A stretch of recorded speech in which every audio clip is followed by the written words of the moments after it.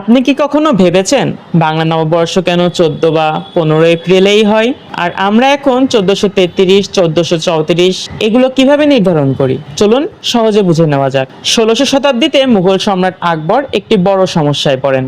কৃষকদের থেকে খাজনা নেওয়া হচ্ছিল হিজরি সন অনুযায়ী, কিন্তু এই সন চাঁদের উপর নির্ভরশীল হওয়ায় ফসলের সময়ের সঙ্গে মিল থাকতো না। তাই আকবর সিদ্ধান্ত নিলেন একটি নতুন পঞ্জিকা দরকার। তিনি জ্যোতির্বিদ ফাতেউল্লাহ সিরাজি এর সহায়তায় একটি নতুন সন তৈরি করেন। এই সন সূর্যের গতির উপর ভিত্তি করে বানানো হয়, যাতে কৃষি মৌসুমের সঙ্গে মিল থাকে। এই নতুন সনের শুরু ধরা হয় 1556 সাল থেকে, যে বছর আকবর সিংহাসনে বসেন।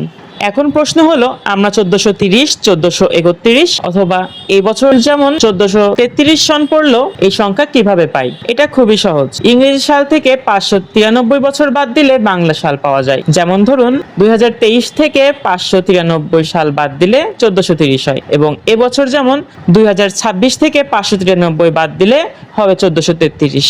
কারণ বাংলা সনের সূচনা ধরা হয়েছে 593 খ্রিস্টাব্দের কাছাকাছি সময় থেকে। আর বাংলা নববর্ষ সাধারণত 14 বা 15 এপ্রিলে হয় কেন? কারণ এটি সূর্য নির্ভর। সূর্য যখন মেষ সংক্রান্তিতে প্রবেশ করে তখনই শুরু হয় নতুন বাংলা বছর। তাই বাংলা নববর্ষ শুধু উৎসব নয়, এটি বিজ্ঞান, ইতিহাস আর সাংস্কৃতিক এক দারুণ মিলন। শুভ নববর্ষ।